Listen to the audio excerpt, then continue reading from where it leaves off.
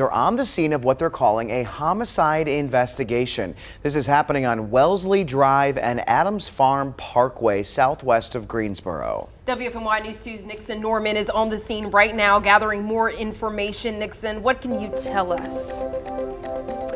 That's right. We're here at the scene of an active homicide investigation in the Adams Farm community. We know one person was killed, and we also know one person was rushed to the hospital. At this time, we do not know the identity of either. But what we do know is that this has been an active scene since 10 a.m. this morning. This is a video from Wellesley Drive west off Adams Farm Parkway. As you can see, crime tape around the house. Neighbors have been coming by all afternoon trying to understand what happened in their neighborhood. We talked with one person who was visiting a friend. He said he saw law enforcement gathering fingerprints off a car. Again, this is an active investigation, and investigators are being quiet at this time, but we do hope to learn more. Live in Greensboro, I'm Nixon Norman, WFMY News 2. Nixon, thank you. We are also following a developing story in Burlington where police say someone accidentally shot a 2-year-old. The police department says it happened just before 2 this afternoon on Albright Avenue. They say the toddler is expected to survive. Right now, we are waiting for more details on how the 2-year-old was shot. We'll be sure to let you know when we learn more. Also happening right now, if you're in northern Guilford County or parts of Rockingham County, you have a thunderstorm rolling in. This is a live shot right now from our Greensboro camera. We're looking north, so this is toward Brown Summit, toward Lake Jeanette. You see the dark clouds there. There's been a lot of lightning with this, so let's get straight to your News 2 radar. Currently, this is on the north side of Guilford County. As I said, lots of heavy rain right above that new urban loop near the Lake Jeanette area, Lake Brant right about there as well. You just went through it in Summerfield, but it's clearing up for you. On the other side of things, northeast, we go to Brown Summit. You're just getting started with this rain, frequent lightning, and it is possible you could catch a couple of stronger wind gusts or maybe even some small hail. If we take a 3D slice of the storm, you'll notice it's about 25 to 30,000 feet tall. Not quite tall enough to be a severe storm in my mind. I don't think we're having extreme wind or hail, but it is something you'll want to stay inside for until it passes. It's currently the only storm on the map, but it doesn't have to be. Later on today, we might see more of those popping up. And if you get it, well, you'll start to cool down. Look at those temperatures. Tough to take right now in the 90s around the area, and the humidity, as promised, has really ramped up. We're hot and sticky currently, and tomorrow is only going to be worse. When you factor in the heat and humidity, tomorrow we're right around 95 for the high, but it will be feeling like 102 degrees at times for tomorrow afternoon. This is a quick flash of the 7-day forecast. We'll dive into this more coming up later on in the newscast, but it will be getting a little cooler going into next week. Tim, thanks. You have heard tomorrow is expected to be the hottest day of the year, and because of that, some high schools are pushing back their start times for football games tomorrow night. That's right. Right now, 11 games will be starting later than usual to help the athletes on the field and the fans in the stands. WFMY News 2's Hannah Jeffries joins us live after speaking to a trainer about the dangers of heat. Yeah, that's right, guys. It's really hot outside, so it's hard to imagine tomorrow is going to be even hotter. And of course, what could be the hottest day of the year is coming not at the best time, because we have several high schools in the Triad that are going to be playing football tomorrow night. As a result of this heat, they have been pushing back their games just by a little bit. Some games typically start at 7, some will start at 7:30, some will start at 8 o'clock tomorrow night. I just talked to a coach. He says when it gets this hot outside, his radar goes up. He starts looking out for his his players, and trying to see, are they sweating too much? Are they sweating too little? Are they a little bit off their game? Because those signs could go ahead and indicate that they might be experiencing a heat-related illness. So they'll have EMS and athletic trainers on duty across the Triad tomorrow night, just keeping an eye. They are also adding extra precautions to make sure that everyone is safe. I just interviewed one of the coaches, the head coach that is, of Cummings High School's football team. You can hear from him coming up tonight at 6 just about what extra precautions will be in place here, and of course some of the players about how they feel about playing in all of this heat. For now, live in Burlington, I'm Hannah Jeffries, WFMY News 2. All right, Hannah, thank you. You stay cool as well. And just like the weather, our Friday Football Fever game of the week was a hot topic, and out of the roughly 21,000 votes on our website, a little over 11,000 were for Eastern Alamance versus Southeast Alamance. Yeah, last week the Eastern Alamance Eagles went down to Eastern Randolph to face the Wildcats. The game started off slow with both teams entering the second quarter scoreless. Right there you saw quarterback Jason Bell connect with Dalton Helton for the first score of the game. Later on, Eastern Randolph QB Carter Ravel ran it in for a touchdown to tie the game. At the half, the Eagles were up 14-7, but Eastern Alamance cruised to a 35-15 win. Today, Coach Kirby talked about preparation headed into this week.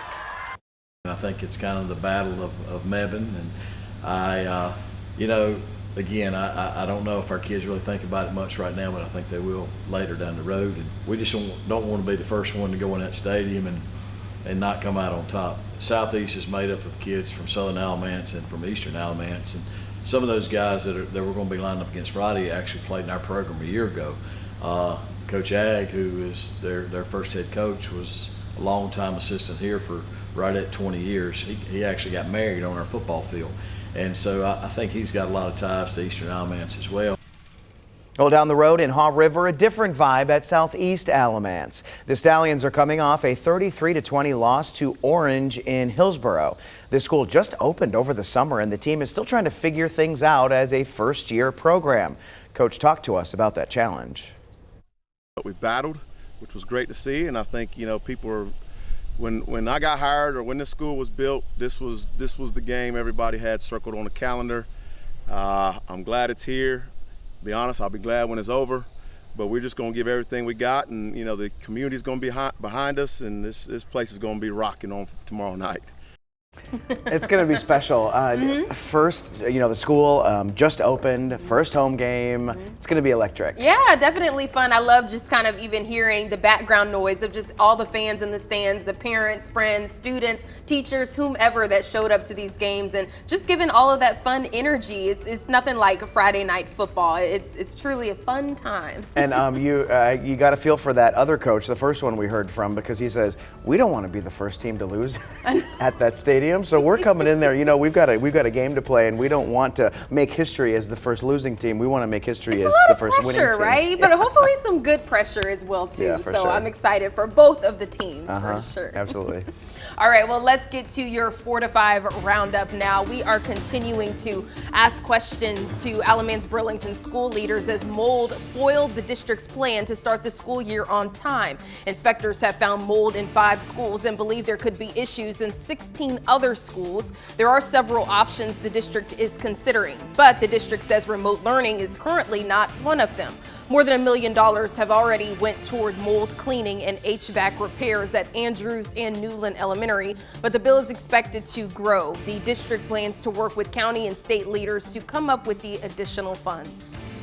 It was a big day in Greensboro today as families and school staff celebrated the topping off ceremony at Claxton Elementary. Construction workers put in the final beam at the new school. Families and supporters signed the beam before it was put into place. This is one of 6 GCS bond-funded projects which are part of a $2 billion plan. The school is set to open next August.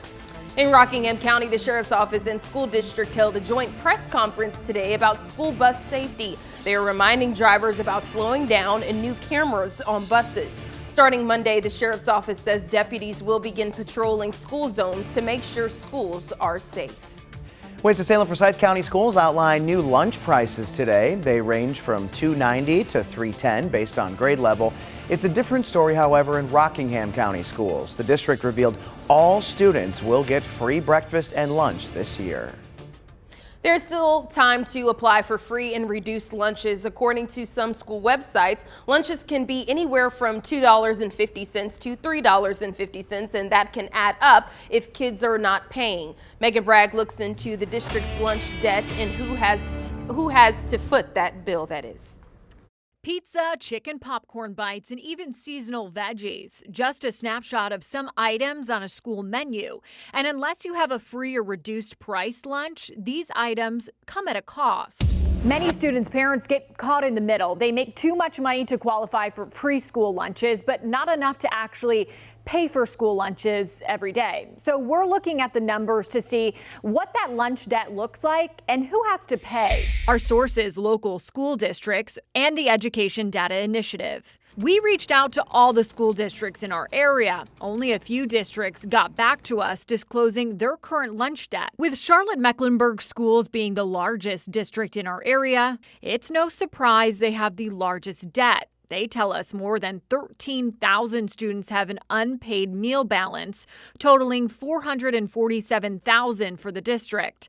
Union County Public Schools, they're not far behind, with $442,000 unpaid. For Fort Mill schools, lunch debt is at $30,000, and Alexander County's lunch debt is at $14,000. According to the Education Data Initiative, the national public school meal debt adds up to $262 million a year.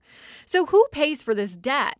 In an email, CMS tells us any unpaid balances must be paid by the district, adding they are always searching for grants and business partners to assist. Meanwhile, Alexander County tells us the individual schools are responsible for paying back those overdue charges. CMS parents will get an email reminding them to pay the outstanding balance. That's according to the district. But even if a child's account reflects a negative balance, all children will eat. With your Verify Fact Check, I'm Megan Bragg.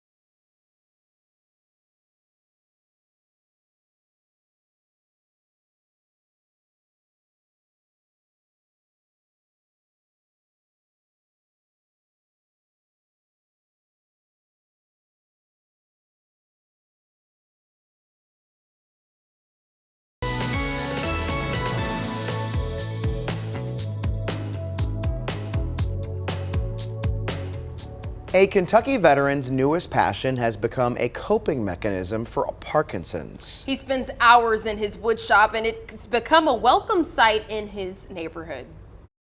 You know, this is one of the most beautiful pieces I've got because it's so intricate. Richard Stahl spent part of his career flipping houses. Today, he builds them. I just think they're gorgeous. But on a much smaller scale. It has to be the right piece. These days, it takes patience. Spoons. And persistence. I've got Parkinson's. He's suffered from the disease for about 15 years, well after his days of Agent Orange exposure in Vietnam. It's taken over now. Even before then, Stahl considered himself a klutz who couldn't do anything right. But when he steps into his workshop, it just gives me so much relief when I'm in the house and tied up, sitting there with Parkinson's, and you're just sitting there shaking and trying to get your food in your mouth and all the frustrations that Parkinson's brings. And I come out here, and this is just... He starts from scratch with no blueprint and begins building birdhouses filled to the brim with plants, his granddaughter often at his side. Cyrus, drill that for me, will you? I can't get my hands just steady enough. I've taught her how to use these machines and how to cut. But the lessons go well beyond the woodwork. Just the other day, he asked me to start making one with him, and yeah, I love getting to hear all of his stories and see what he enjoys doing and be a part of it all. The finished product? It seemed to make him a lot happier and make him feel a lot better. I can't tell you how much I feel inside of how I made that. It's a vibrant work of art worthy of display. Stahl just recently set up a sedum stand outside of his home to get out in the community. This is kind of my getting out and doing something. It gives me something to have joy over, something to sit in that chair over there and watch people look at my sedum. I have so much love in these. As for his birdhouse creation, Stahl won't sell them to you, but he will let you adopt them, and they come with papers and all. The one thing he said was it brings him joy, and I just did my 2 cents about, you know, the importance of finding hobbies and things that interest you. Doesn't matter what it is, as long as it makes you happy, then that's all that matters. So I love seeing him do that. And they look incredible. I mean, you know, it's one thing to build a birdhouse, but I mean, that is like a work of art. It's beautiful. Definitely probably takes time as well too, and making sure that you have every of aspect in terms of wood where you want it to be, but also that you can be super creative with the different kinds of woodworking. Woodworking. Right, exactly, as well too. But to your point, they were very nice. Oh yeah, and you know what I love to see is when people retire and then pick up hobbies and find something that really brings them joy. And so it's so cool. I wish this story was closer so we could go and get one of those bird feeders. That would be nice as well too. Kentucky though. We'll be right back.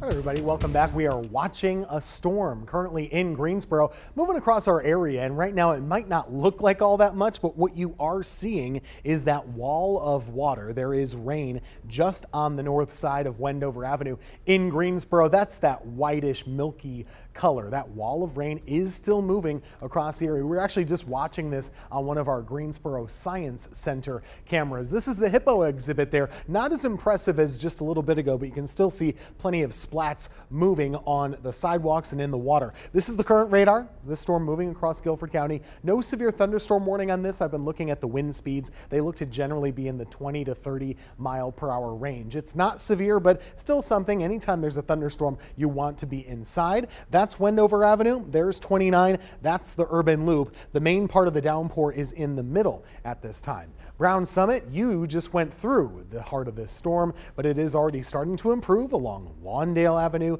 We're seeing it kind of go through the northeast side of town, and it is approaching Northeast High School right along Highway 61, going over toward Alamance County. Now, that's the only storm I can show you right now. We don't have any others that have formed just yet, but that could change. Futurecast does at least include a chance of a shower or a thunderstorm over the next little bit. We will see. If you get one, you'll start to cool down, and that's badly needed. The heat right now is in the low 90s for us, and tomorrow is looking to be even hotter. You'll start the day in the 70s, warming up to the mid 90s for the afternoon, but it will feel like around 102 degrees at times for Friday. So it's a very hot day tomorrow. It could challenge for our hottest day of the year, and I think the storm chance for tomorrow is actually lower than it is for today. Just to kind of emphasize how bad it will feel, those are your feels like temperatures throughout the entire day. You'll notice it already feels like 90 by around lunchtime and right around 100 for your afternoon. Temperatures only in the 80s going into next week.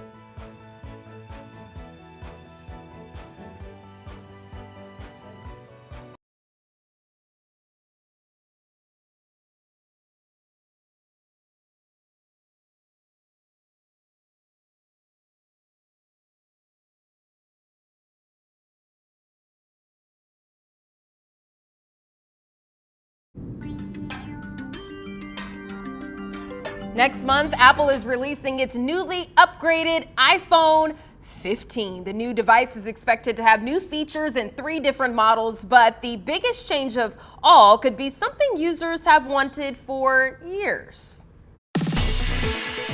could get its first new charging port in more than a decade. Let's connect the dots.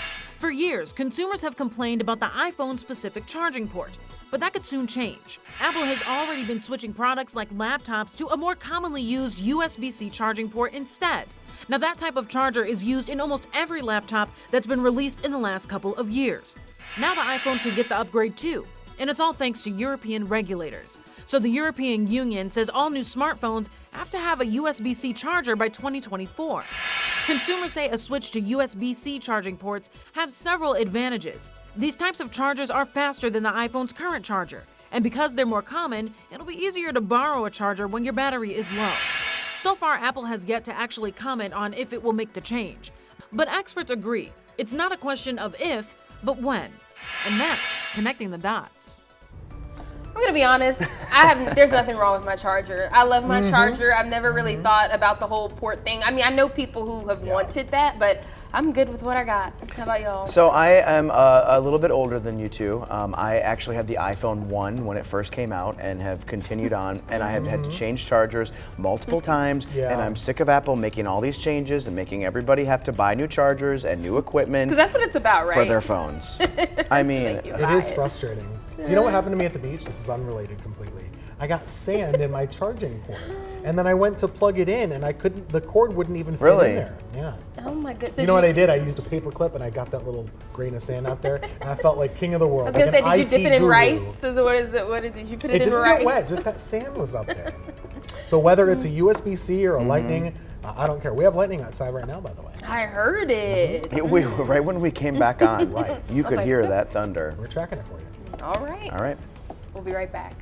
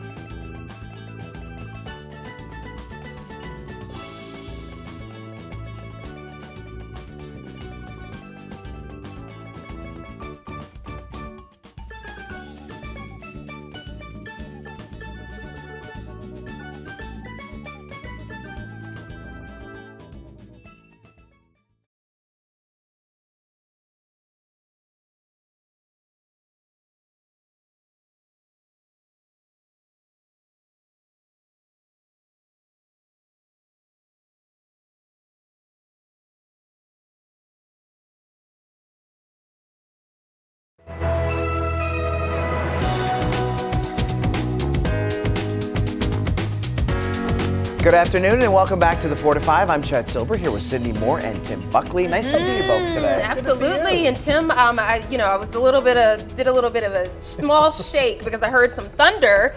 Yeah. Kind of, It's just an atmospheric discharge. Nothing to be scared of, right? And looking at behind us, this is the Burlington sky camera. It's moving We are in. looking, yeah. It's actually quite dark there too. And what we're having is only one storm in the area, but it's moving through Guilford and then approaching Alamance. So it's going to be a quick one for you, but it is moving on by.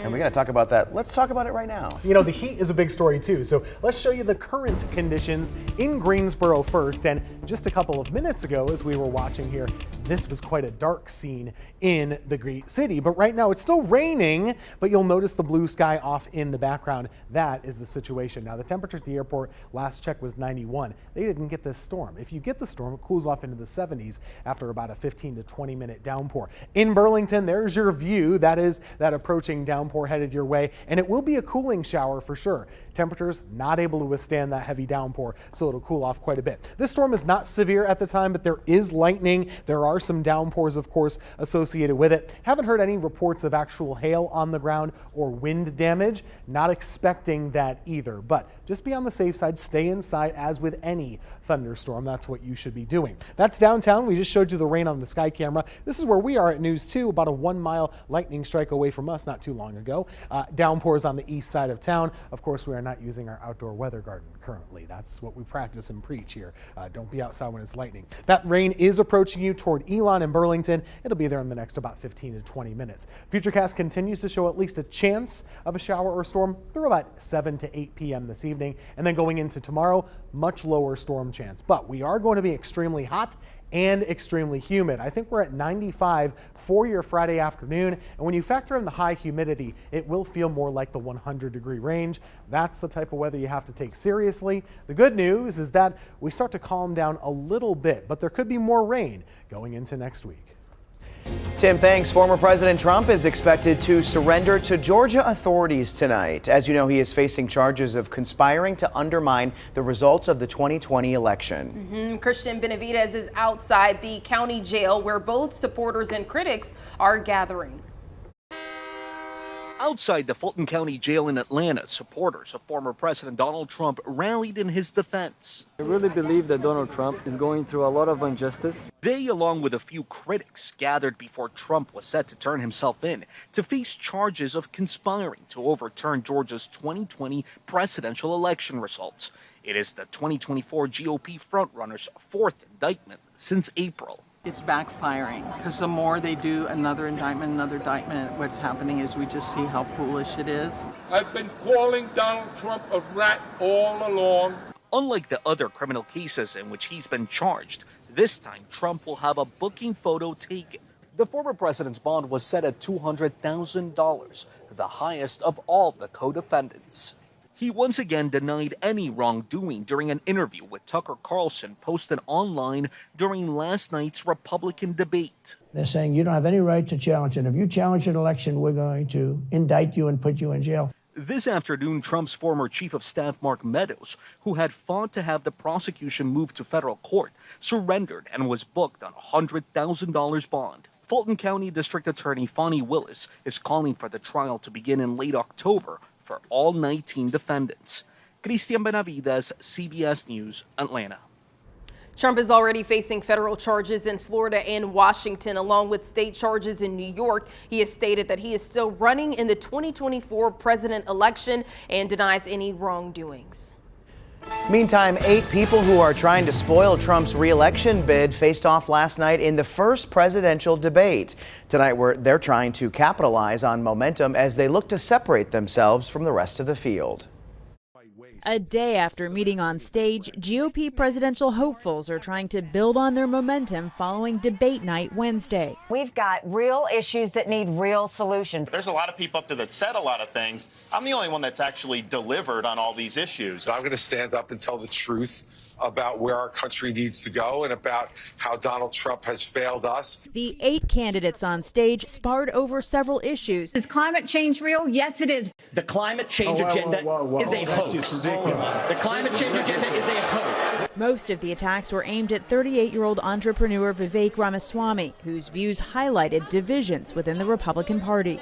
People that know me well know that I'm a fighter. I don't fault them for their frustrations. There is a newcomer that's surpassed them significantly, and they weren't expecting that. Notably absent Wednesday night, former President Donald Trump, who declined to debate. The interest level is really high even without Trump. Aaron Call, director of debate at the University of Michigan, spoke to us from Milwaukee. No one totally separated themselves, and I'm not sure it'll impact the race in a big way in relation to the absent frontrunner Trump. Where do the campaigns go from here? Debates can often serve as a springboard to positive momentums, their own media cycles, the raising of money, which keeps campaigns viable. Call points out the news cycle on this day following the debate will be dominated by Trump surrendering on charges in Georgia of conspiring to overturn the 2020 presidential election. All right, let's get to your 4 to 5 roundup now. First up today, Governor Cooper says he is vetoing a bill that would make changes to our election laws. The bill would have allowed county political parties to appoint poll observers to monitor voting at every polling location. It would also give voters the power to challenge voter registration of any voter. The bill could still become a law if the Republican-controlled General Assembly votes to override his veto. And starting tomorrow night, North Carolina Department of Transportation is closing I-40 East from exit 212A to exit 227. Those two exits involve I-73 and I-85. They will be doing construction on the road over the weekend. Officials are advising people to take the recommended detours. For that information, you can go on their website at drivenc.gov and click I-40 under incident list. The town of Oak Island says a shark bit a 9-year-old boy yesterday afternoon. It happened at Southeast 46th Street. Town leaders say the small shark bit the boy in his shoulder while he was with an adult in water 2 to 3 feet deep. The boy has minor injuries.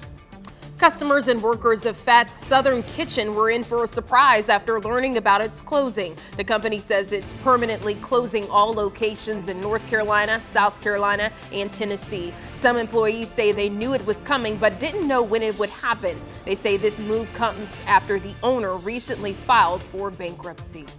Happening right now, a job fair in Lexington with a twist. The Give Work a Chance job fair has more than 20 companies looking to hire for more than 350 positions. Organizers say they're using a drone to drop barbecue sandwiches from the sky. The fair is at Bull City Cider Works until 7. A California Target is getting some backlash after discussions of a policy banning teenagers was floated to the public. The policy would keep unaccompanied minors out of the store from the hours of 8 a.m. to 4 p.m. The retail giant says it's not in effect and there's more to the story. Trudy Medina has noticed a change in her West Sacramento Target. I've been avoiding a lot of time being here because there are some bad apples, some kids that run around and push into things, and it's just better not to come at certain times for myself. Complaints over minors in the store has been a consistent theme for many.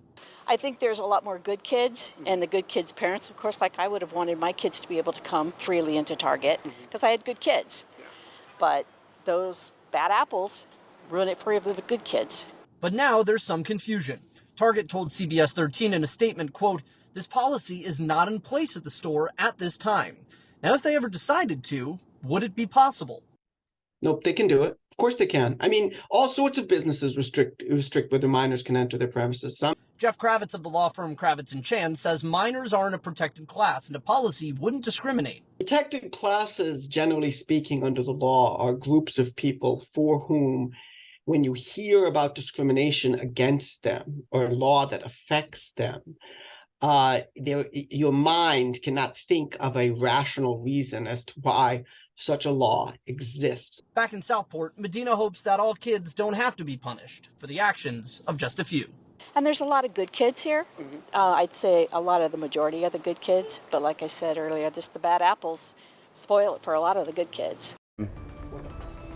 Yeah, well, that's very interesting, especially just, with Target being a huge giant itself. And obviously, a lot of kids go to the Targets and the Walmarts and things of that nature. But definitely interesting to hear something like this from Target. Right, yeah. I mean, we've seen it with malls. We've seen it in other places where kids tend to gather or go after school or go to hang out. So I guess it's not that big of a surprise. But yeah, maybe just because it is Target. I mean, they're not the mall, right?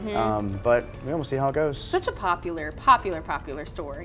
Just all different mini ages. But every time I go to Target, I do usually see kids with their parents. I've never really seen kids just kind of going all around by themselves as well. So yeah, we'll see how this goes.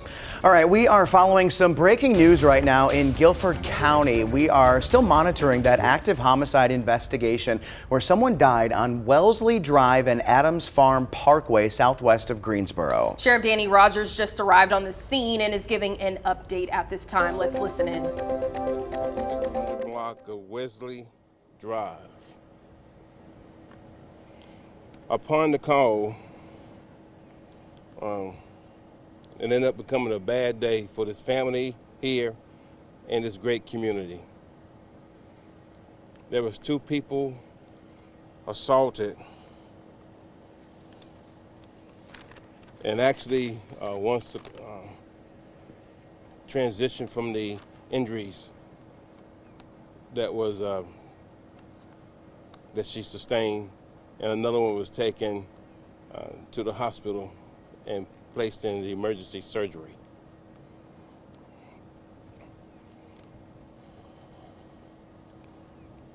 We have our detectives that are working on this case. They're working really hard on bringing the suspect or suspects in custody. One of the things that I have to say, and it is so very important to all communities around Guilford County or wherever you're at, when you see something out of place, you see people or a person in your community that does not belong, and you know they are a suspicious person or persons, call 911. Let us get there to help before things like this, hopefully, to prevent things like this from happening.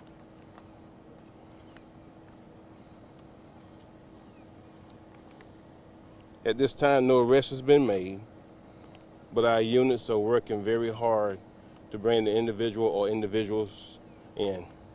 I want to thank the first responders, the GPD, Greensboro Police Department, EMS, Pinecroft, Sedgefield, I believe it is, Fire Department, the Guilford County Sheriff's Office, men and women who came out to help in this terrible, horrific incident. Thank you.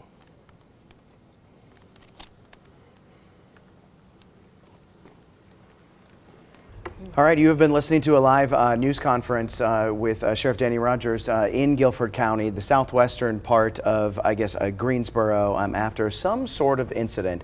It's possible that the sheriff mentioned more before we took the news conference, but if he didn't, we didn't really learn much from this. And we know the sheriff also went to the side and talked to the families of those involved as well too. He mentioned that it was a bad day for the family and the community, and something else that he really mentioned as well too, if you were in a community and you see something very suspicious, to make sure that you say something. We also know that a suspect has not been arrested as well too, but they are working hard to locate this person involved. And so we do know that one person has died, another person is in the hospital getting some sort of treatment for some sort of injury. We do have a reporter on scene. We're going to be trying to gather more information because this is a developing story, and we'll be sure to bring it to you as soon as we get it. We'll be right back.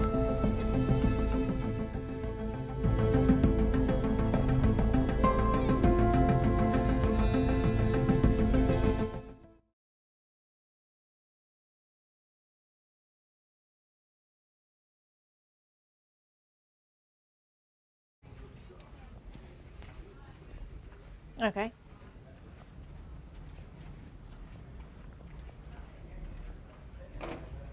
What does that mean? What? How many licks does it take to get to the middle of a Tootsie Pop? A 1, a 2, a 3, 3.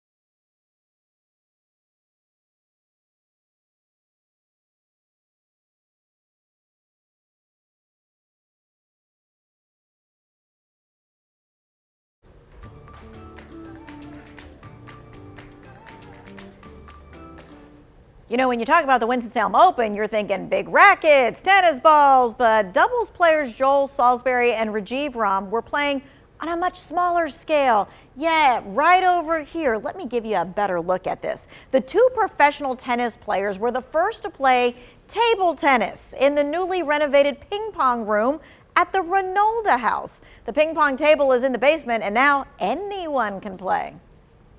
Can't imagine a better way to bring back ping pong. I don't think anybody's played in the ping pong room at Ronalda since probably the 60s. Something about ping pong just takes you back to childhood, and it's such an easy game to pick up. And even if you're not a pro like them, anybody can grab a paddle and have a nice game. Yes, you can. Go to the Ronalda House Museum, and in the basement of the house is a recreation area complete with a bowling alley, carnival-type shooting range, and a bar. And now, ping pong. I don't really know of any other museum where you can actually play indoor sports, right in the room that was designed for it. There's plenty that you can't touch at Ronalda still, but this is a space that's dedicated for play. And what a cool thing. What a great way to christen your renovated ping pong playroom than with tennis pros. Pretty cool. Yeah, I definitely think that's awesome. So it was originally a ping pong room back in like the 30s and stuff like that. But for the last couple of decades, it's just been like a storage room. It's just been waiting to be used. I love that they renovated it. Yeah, and so you usually think as a museum as a place where you can't touch anything, right? You gotta like.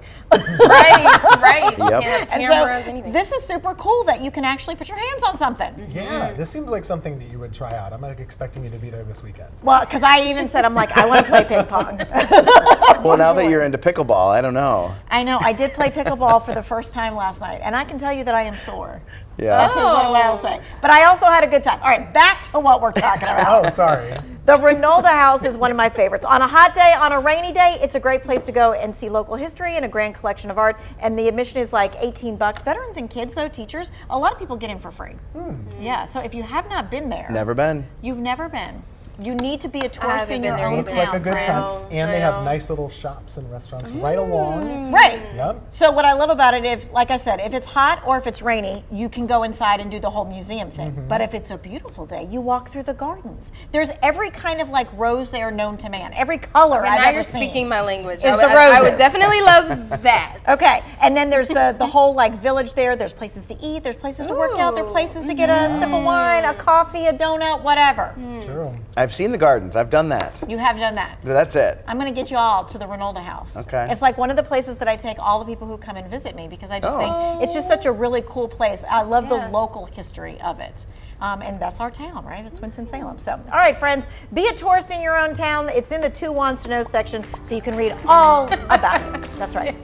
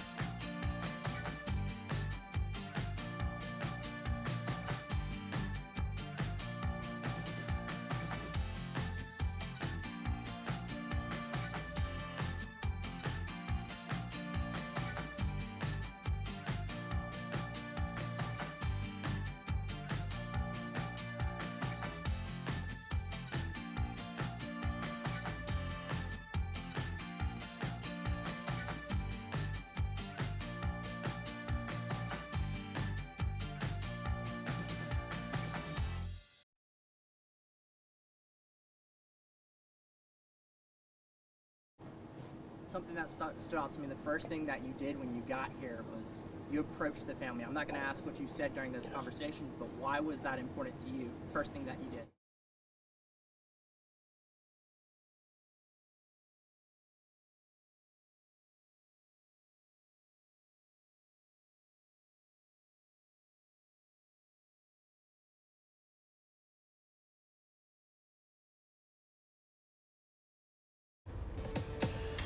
The Teacher Supply Warehouse is restocking its shelves thanks to your donations to our Tools for School drive yesterday. Check out all the people who came out to donate to our one-day push at the Walmart on Battleground. Yeah, you all helped us fill 32 boxes with supplies and raise over $1,700 for Guilford County students. And if you were inside the Walmart yesterday, you probably heard a very familiar voice. Good afternoon, Walmart shoppers. Once again, this is Chad Silver from WFMY News 2, and we really need your help today. We are collecting school supplies for our Tools for School drive. All of your donations, whether they're school supplies or monetary donations, will stay here in Guilford County. Thank you so much in advance for your donations. You can drop them off in the box outside. And once again, thank you so much for shopping your Battleground Walmart. And can I just say, Chad was really looking forward to speaking to all of the folks in the Walmart. And you did such a great job, Chad. I mean, they offered me a management job after I was done. But I'm just saying, it might be a more pleasant place to shop if you're always on the speaker giving us encouragement. Well, unless they don't like me, then it's a terrible I can place. get stressed out at Walmart sometimes, I'll be honest with you.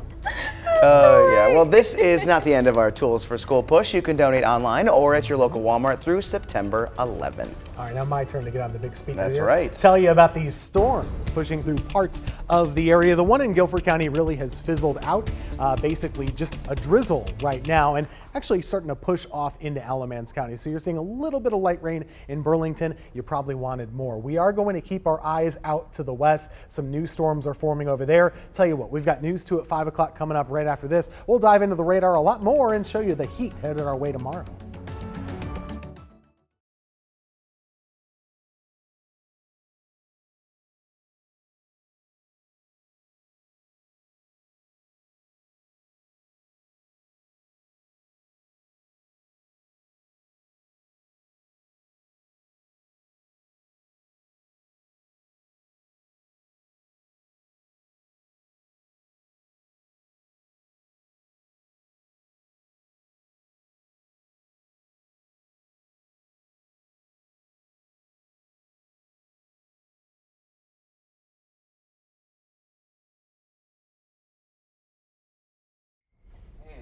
Hello, mic check, Michaela. 1, 2, 3, 4. Hi, Minnesota, Mississippi, Missouri, Montana, Nebraska. Isa dalawa tatlo apat lima anim pito walo siyam sampu.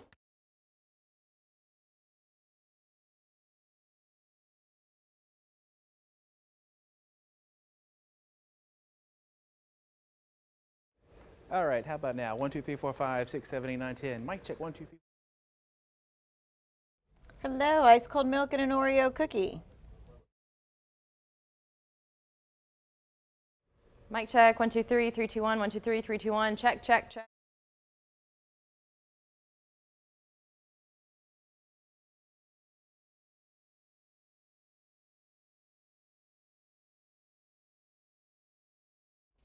Yes, testing. 1, 2, 3. Test, test, test. Test, test, test.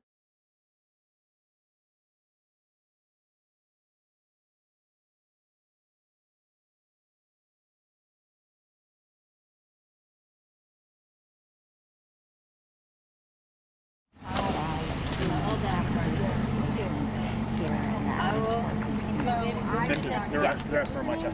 Oh, 1, 2. Oh, I'm not here. Just do a mic check without you. 1, 2, 3, 4, 5, 6, 7, 8, 9, 10, 11, 12. Nixon Norman, WFMY News.